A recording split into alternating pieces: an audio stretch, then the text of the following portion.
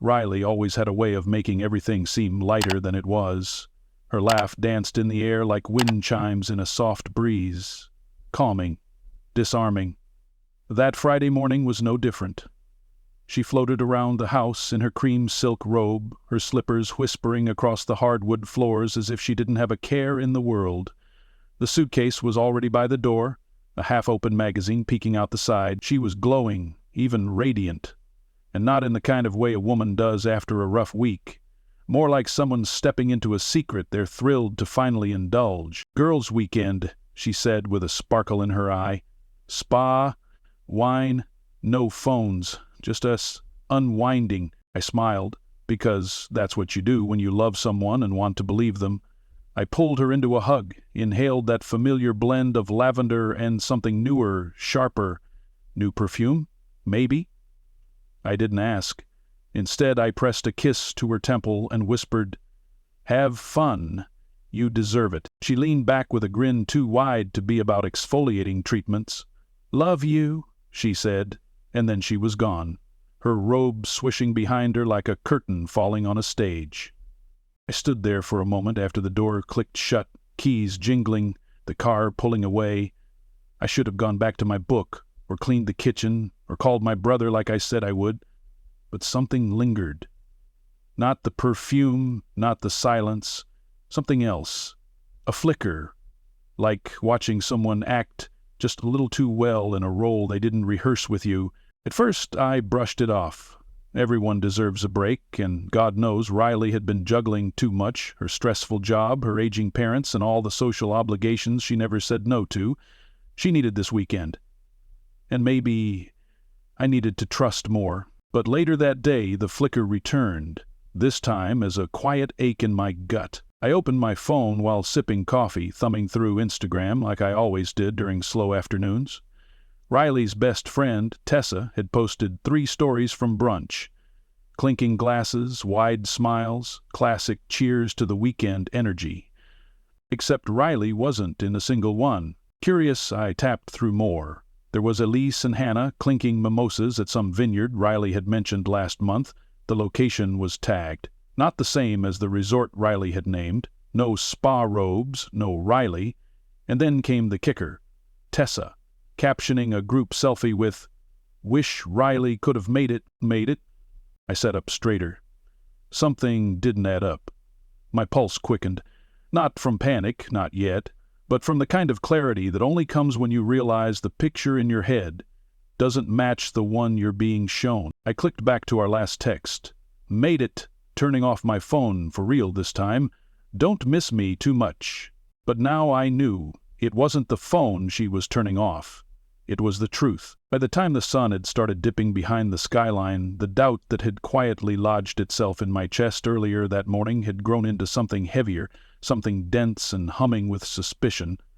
I couldn't stop replaying her goodbye, not just the words, but the tone, that sugary ease, the overly casual smile. It hadn't felt real. It had felt like someone performing joy, not living it. Like a woman who'd already slipped out the back door but was pretending to wave from the front steps. I told myself not to spiral. It was dangerous, I knew. Doubt breeds doubt. But still, I kept circling back to that Instagram post. "Wish Riley could have made it." That line wasn't vague or up for interpretation. It was a statement of absence. Tessa wasn't the type to be sarcastic online, and if she'd meant something else, she would have clarified. It was public. It was intentional. Which meant Riley had never been with them in the first place. She lied, and once a lie shows its face, every memory that seemed solid begins to soften at the edges. The way she hesitated when I offered to drop her off, the way she avoided eye contact while packing, the sudden insistence that her phone might die and she'd be off the grid, that had never happened before. Riley loved her phone. She carried it like an appendage, scrolling, capturing, tagging. But now, conveniently, she was unreachable. I scrolled deeper into the social media rabbit hole. I clicked through the rest of Tessa's posts, hoping maybe there was one Riley had shared or been tagged in that just hadn't loaded before, but no. Her account had been quiet since the night before. No spa selfies, no champagne toasts, no group shots in fluffy robes.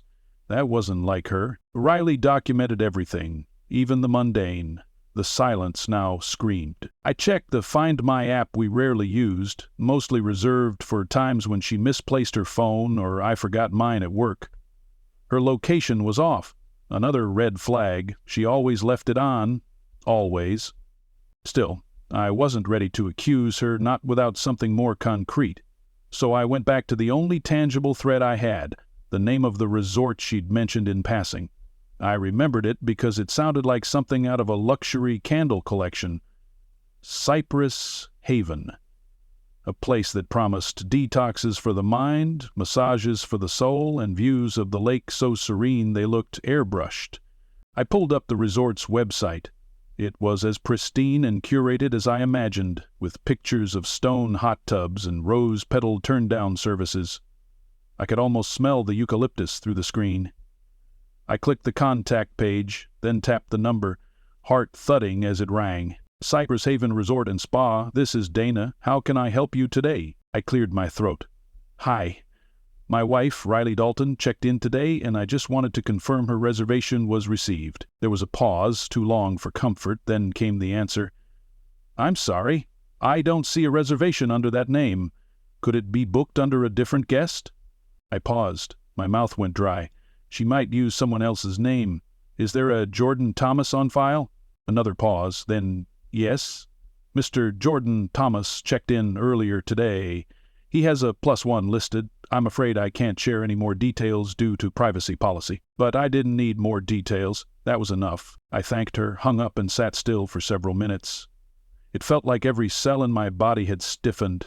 My fingers tightened around the phone like it was the last thing keeping me tethered to something real. The lie wasn't just a theory anymore. It was no longer a maybe. It had form now. A name. A location. A face I hadn't seen yet but already resented.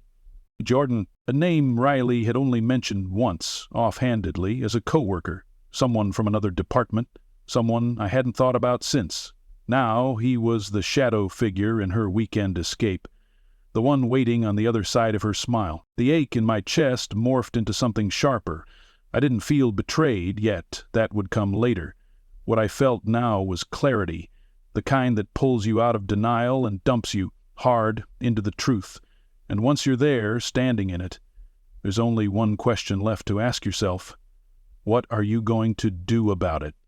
I didn't have the answer. Not yet. But I knew I had to move. To see it with my own eyes. Because some truths, no matter how painful, need to be witnessed to be believed. The road to the resort wound through wooded hills and quiet valleys, a stretch of rural calm that felt wildly out of sync with the chaos inside my chest. I wasn't driving fast. I wasn't even playing music. The car's cabin was silent except for the steady hum of tires against asphalt and the occasional sigh from the air vents, like even the vehicle was unsure how to carry what I'd just discovered. I gripped the wheel tighter as I crossed the county line, watching the landscape blur past my windows. Trees, fences, long stretches of dry grass. It should have been beautiful. It was, technically, but beauty does strange things when your trust's been shattered. The sun, the sky, the way light filtered through the branches, it all felt fake. Or maybe it was me, who no longer belonged in the world I used to understand. Every mile closer to the resort felt like peeling back another layer of denial. For most of the drive, I stayed locked in thought, playing mental footage of our last conversations. Riley had talked about the weekend like it was a long-awaited blessing. I need this so badly, she'd said, rubbing her temples for effect. Just a little reset. I'd nodded, offered to help her pack, even printed out the spa's menu of services so she could choose her treatments in advance. But now I saw it all differently. The way she avoided specifics, the way she bristled when I mentioned calling her, the way her smile held just a bit too long, like she was stretching the moment so it wouldn't crack. She must have assumed I'd never question her, that I was too trusting, too grounded in our marriage to notice when the foundation was beginning to rot. I passed a weathered sign, Cypress Haven, 12 miles. My stomach tightened. I didn't know what I'd do once I got there. Confront her in the spa lobby? march in, phone in hand, demanding the truth she'd buried under bubbles and eucalyptus oil. That wasn't me. At least, it hadn't been. But I was changing by the mile, becoming someone else. Someone forged in betrayal. As I turned off the main highway and onto the private road leading to the resort, the trees thickened, casting long shadows across the gravel path.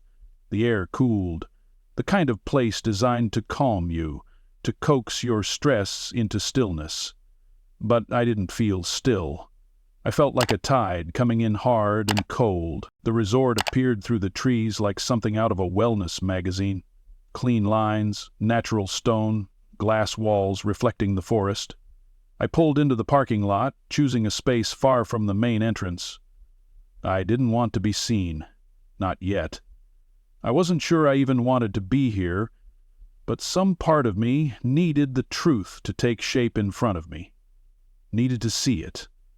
To feel the edges of it. Otherwise, I might always wonder if I imagined it all. Inside the lobby, I kept my head down.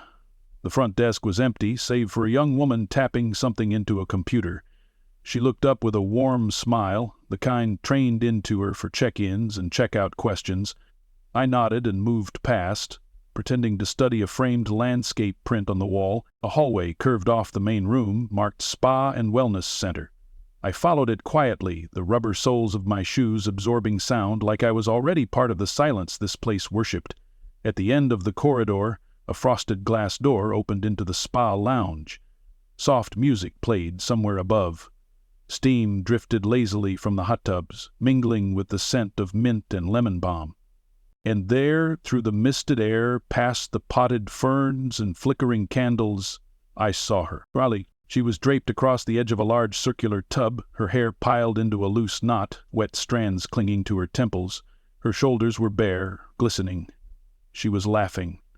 That soft, breathy laugh I used to think was mine. Next to her, close, too close, was a man. Jordan, I presumed. He leaned in, hand lightly tracing the water's surface between them. They looked like two people in a shared dream. Comfortable. Intimate. Familiar. I froze. For a moment I couldn't breathe. It wasn't the steam.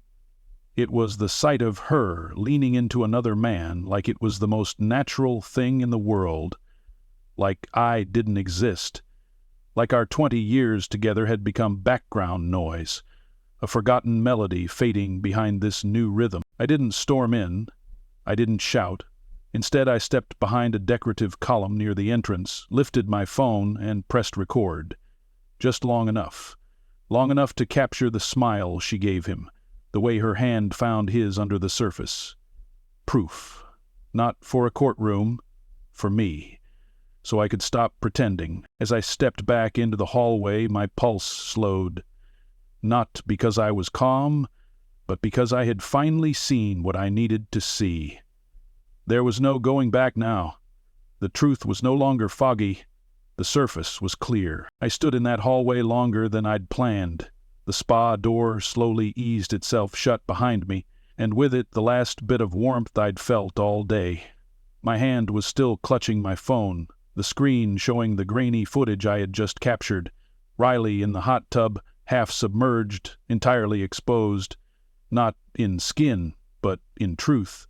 She had no idea I was just a few steps away, watching the moment she gave herself over to someone else, and it wasn't the intimacy that gutted me, it was the ease of it. The way she moved toward him like she had 1,000 times before. No hesitation, no flicker of guilt in her expression, just soft laughter rising with the steam as if nothing in her world needed to be hidden. That was the hardest part. Not the kiss I'd seen on the screen, not the hand she rested against his chest, but the comfort. The practiced closeness of people who had been here before. This wasn't her first lie, it was just the first time I saw through it. I walked out of the resort slowly, forcing myself to keep my breathing steady. My feet felt heavier than they should have. Every step toward the parking lot was a conscious decision not to look back, not to charge in, not to confront her and demand answers I already knew. I didn't want her explanations, not now. What good would her words do? All they could offer was confirmation of what I had seen with my own eyes. and even that would come wrapped in revision and denial. The kind of damage Riley had done wasn't something a conversation could fix. It wasn't a mistake. It was a choice she kept making. The sun had dipped low by the time I reached the car. Long shadows spilled across the lot, stretching like they were trying to hold on to me. I sat in the driver's seat for a while before starting the engine, staring out at the tree line and wondering if the man I was when I left that morning could somehow be recovered. But I knew the answer. That version of me, the one who kissed his wife on the cheek and wished her a good weekend, was gone. Not dead, maybe, but hollowed. Discarded like the truth she had left behind. I didn't cry. Not then. It surprised me, honestly. I expected something, rage maybe, or sorrow so deep it would make my hands shake. But I felt quiet, still, like a winter lake. Calm on the surface, but frozen through. Some betrayals don't scream, they whisper. And Riley's had been whispering to me for weeks, maybe months. I just hadn't wanted to hear it until now. On the drive home, I played the video twice more. I didn't need to, but there was a strange comfort in knowing the truth had a shape I could contain. It was no longer abstract, no longer about hunches or gut feelings or subtle shifts in her tone. It was visual, tangible, and while the pain hadn't fully arrived yet, I knew it was on its way. Like thunder following lightning, I would feel it. I just needed time. When I got home, the house felt different. Not darker, not sadder, just empty in a way I hadn't realized before. I walked through the living room, noticing the faint scent of her lotion still lingering in the air. I passed the chair she always curled into with a book, the coffee mug she'd left on the side table that morning. They felt like props now, part of a scene she no longer belonged to. I printed the photo from the video, the clearest frame I could get. Riley, smiling, mid-laugh, one arm resting lazily on Jordan's shoulder. I didn't write anything angry across it. No threats, no profanity. Just a message that spoke exactly what I felt. Next time, pick a better cover story. I laid it on the kitchen table and stepped back, as if I were leaving a gift she didn't deserve. That night, I didn't sleep. I lay in our bed, the one we'd shared for years, staring up at the ceiling. The sheets still smelled like her. It would take a wash or two to erase that, but even if the scent faded, the memory wouldn't. The knowledge wouldn't. This bed would never be just mine again, even if I stayed in it alone for the rest of my life. I didn't call her. I didn't text. Let her have her weekend. Let her believe the steam had blurred her enough to stay hidden. She'd walk in the door expecting routine. A hug, maybe. A lie about the massage being life-changing. But what she'd find was silence.